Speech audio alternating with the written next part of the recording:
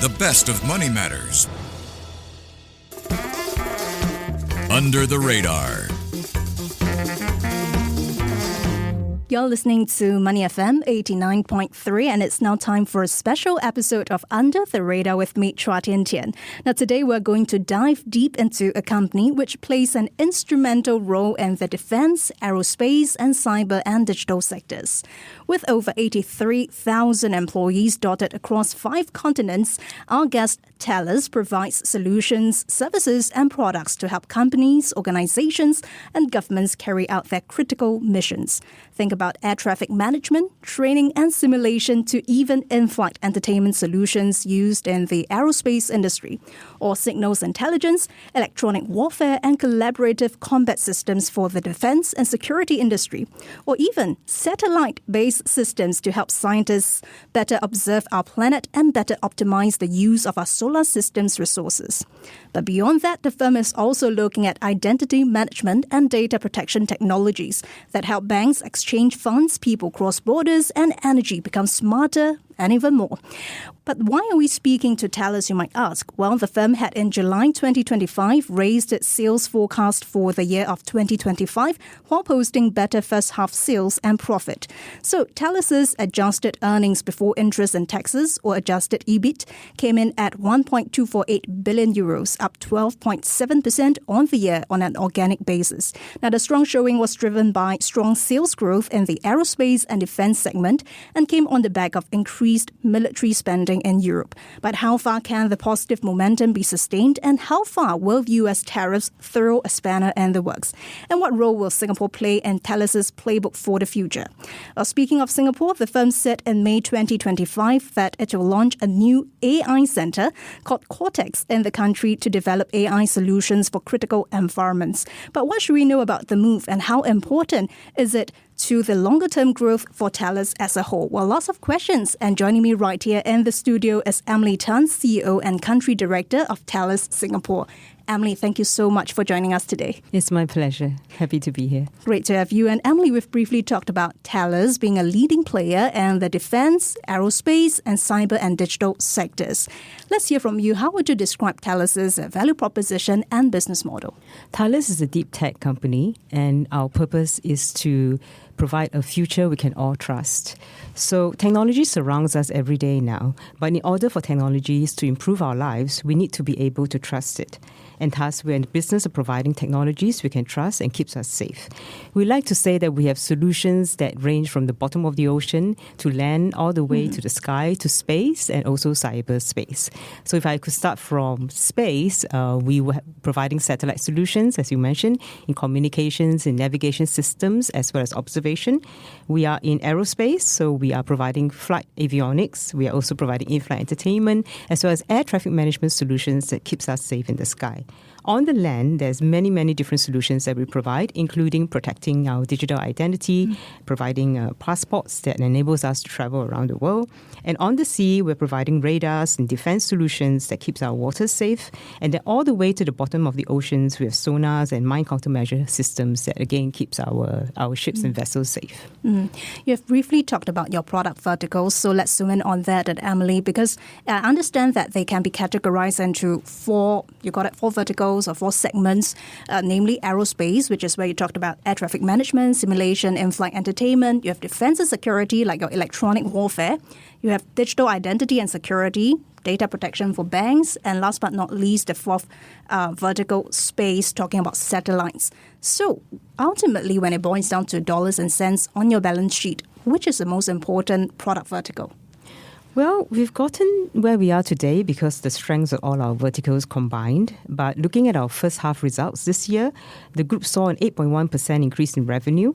And these are driven by strong growth in aerospace and defense. So aerospace, we continue to see strong growth. People are traveling and flying around the world. And of course, in defense, as you mentioned, defense budgets are going up. So we're also seeing a good uptick there. Now let's talk about customers, Emily. Thales said its customers are large organizations like your government, agencies, or administrations, institutions, cities, and that the common denominator here is that they all provide systems, services, and infrastructure that are vital to society.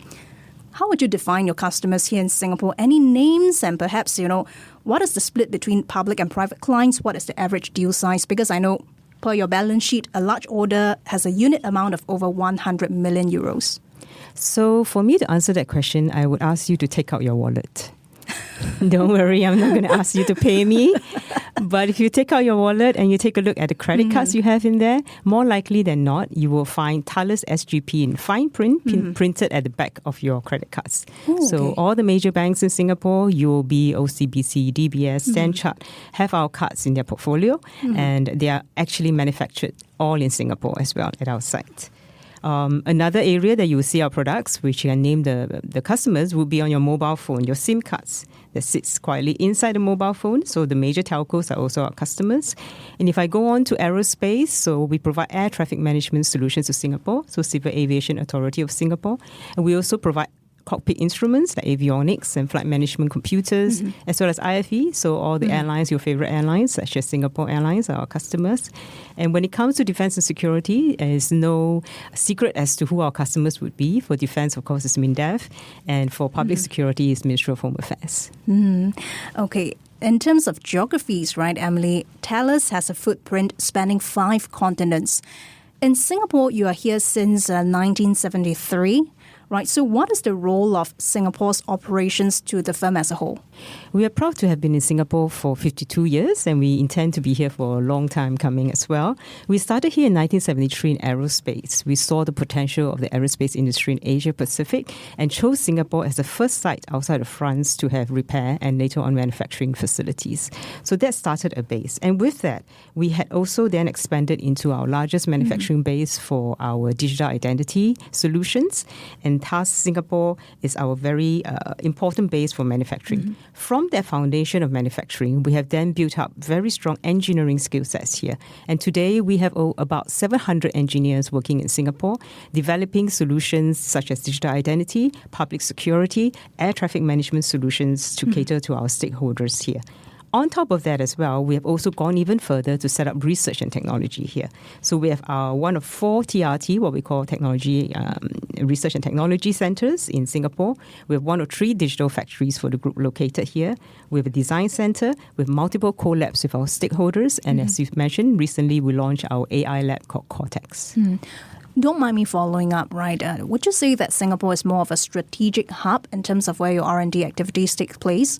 Or would you say that it is more of an operational hub where the money and the revenues come in? I would say it's both. Okay. With the very strong manufacturing base, the operations are very, very important. And in terms of research and development, we are innovating on cutting-edge technologies that we hope to benefit the group. Okay. And Emily, let's take a look at where things are at for the firm right now. I believe you've touched on the numbers earlier, but the firm in July 2025 raised its sales forecast for the year of 2025 while posting better first half sales and profit. So if we look at Thales's adjusted earnings before interest and taxes, or adjusted EBIT, that came in at 1.248 billion euros, up 12.7% on the year on an organic basis. So how far did Singapore contribute to the numbers? What are the key drivers of growth specific to Singapore? Singapore has over 2,100 employees, and we are contributing significantly to the group. As I mentioned, we have a large manufacturing base, so we continue to look at upgrading and upskilling our staff to be able to have more automated manufacturing to bring in the latest products to manufacture in Singapore.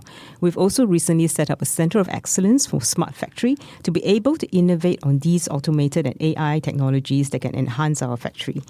Expanding from factory, as I mentioned, we have our engineering base. And recently, we also announced that we're expanding the engineering base for the center to be the worldwide cybersecurity hub, a center of excellence for hardware and embedded software, and importantly, a transversal center for the whole group for eco-design and AI-assisted technologies. In addition, in the public security side of things, we've set up a Centre of Excellence that is innovating on command and control systems, for example, for our border security.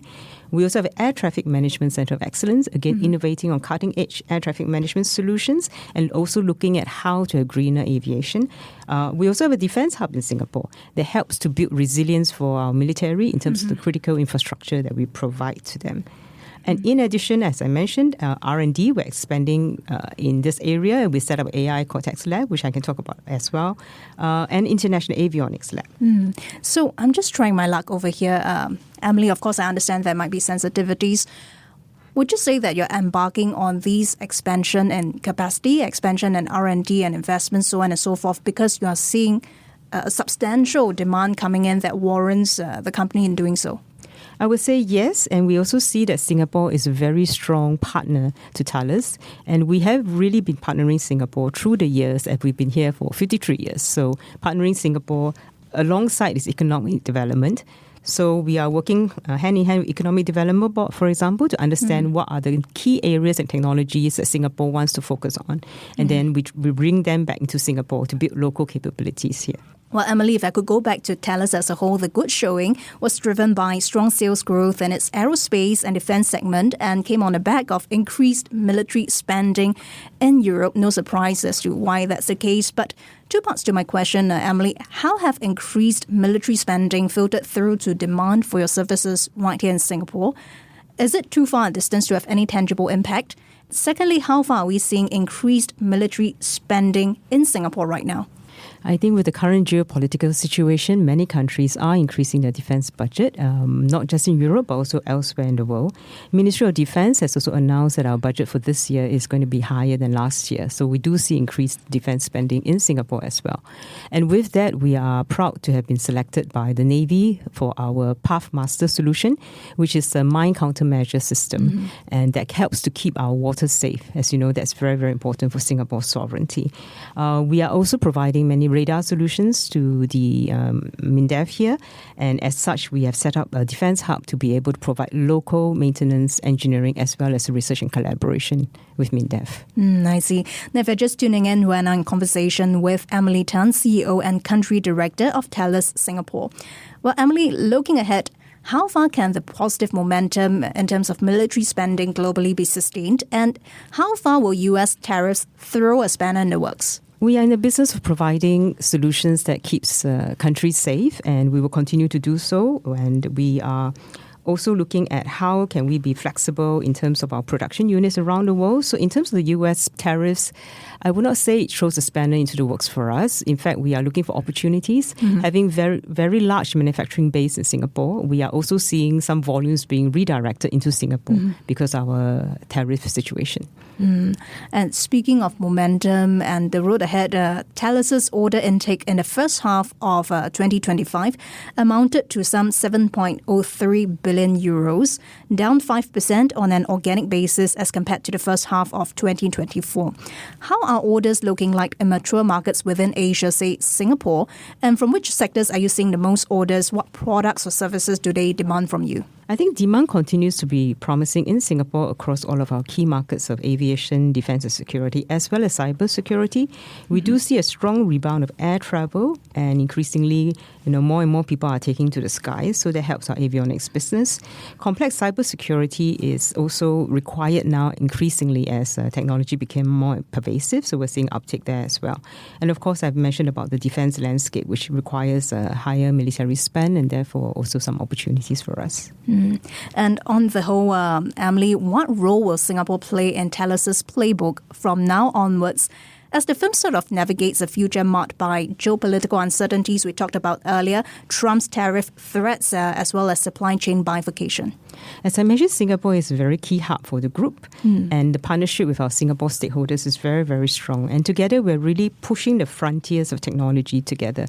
We have a very strong base of operations in Singapore. We help to build resilience for our partners here. And as such, we're also hoping to contribute towards the country's strategy. So, for example, I've been asked to join the Committee for Tech and Innovation under the Economic Strategy Review. I see. Now, speaking of Singapore, I know you've talked about this earlier as well. In May 2025, Thales said it will launch a new AI center called Cortex, CORTAIX, in the country to develop AI solutions for critical environments. And the Singapore Centre will be Thales' fourth Cortex site after France, Canada and Britain. So what was the rationale behind setting up the site in Singapore? What are some programs and capabilities you're working to develop in the near future?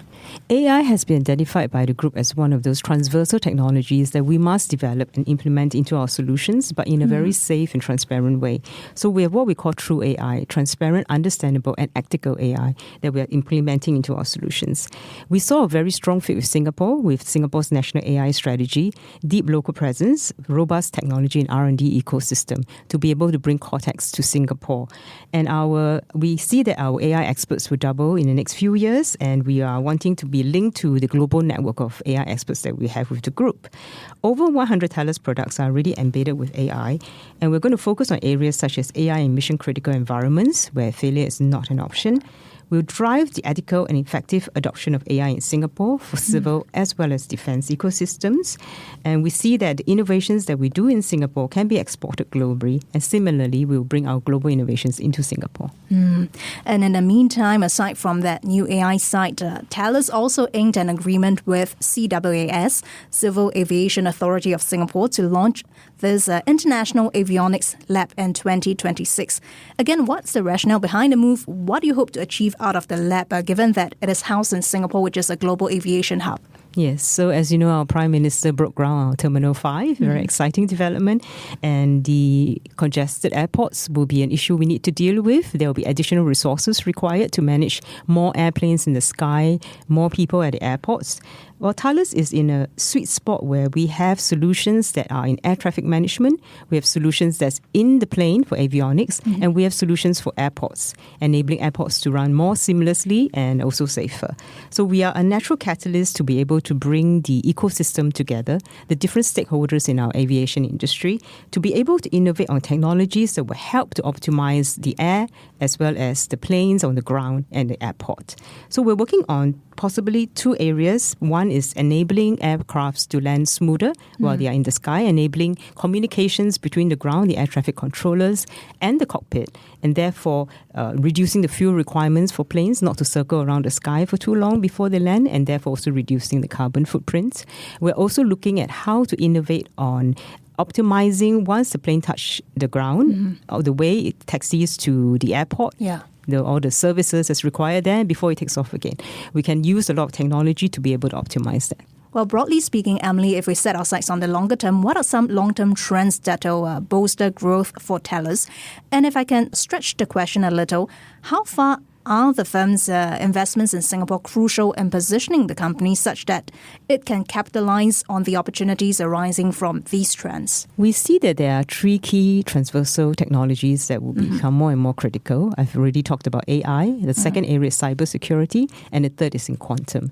So in AI, we've set up the Cortex to be able to bring those technologies to Singapore, work with our stakeholders to implement AI into critical solutions, and then develop the AI community and skill sets here as well. In terms of cybersecurity, the group has invested heavily into cybersecurity. We are now one of the top 5 companies in cybersecurity in the world. And in Singapore, we have over 130 professionals in cybersecurity. So we also see that Singapore remains a very crucial hub for cybersecurity. And finally, in quantum is a technology that's futuristic. We are looking into the future, right? And people talk about quantum, but we are also proud that quantum is a technology that Thales Group is developing actively, and we are bringing that to Singapore as well. So, for example, we are playing a role in the Singapore Quantum Sensing Centre, and we have collaborations with the stakeholders in quantum in Singapore, and we've also signed a collaboration agreement with a startup company called Spectral. In satellite communications. Don't mind me asking this. When we look at the use cases of quantum, what exactly are we looking at? For quantum, there's quantum communications, there are quantum sensors, and there's quantum computers. So quantum communications means that you can have very secure communications that are free from attacks. Quantum sensors means that you can shrink down the size of the traditional sensors that we have today to a fraction of its current size, making it a lot more efficient. And then there's quantum computers, which has a lot of computing power. But Thales is not so much into quantum computers. We're into how do you counter cyber attacks using quantum computers. Okay, I see. And you have kept us very excited, but please continue to do that. Before we let you go, we want to find out some future plans for Thales for the rest of this year and into the next. What can we look forward to right here in Singapore? Oh, we are very excited about the current investments that we have announced in Singapore. We look forward to building up the Cortex lab in Singapore. We are very excited about building the International Avionics Lab, in addition to the co-labs that we recently announced with HDX as well as DSTA, and continuing the very good work that the Air Lab is doing in collaboration with CAAS. I see. Very excited indeed, and keep us updated. Thanks so much for the insights today, Emily. That was Emily Tan, CEO and Country Director of Thales Singapore. Thank you so much for joining us on Money FM 89.3. Thank you. Before acting on the information on Money FM, please consider if it's suitable for your own investment objectives, financial situation, and risk tolerance. To listen to more great interviews, download our podcasts at audio.sg or download the audio app. That's AWEDIO, audio at the App Store and Google Play.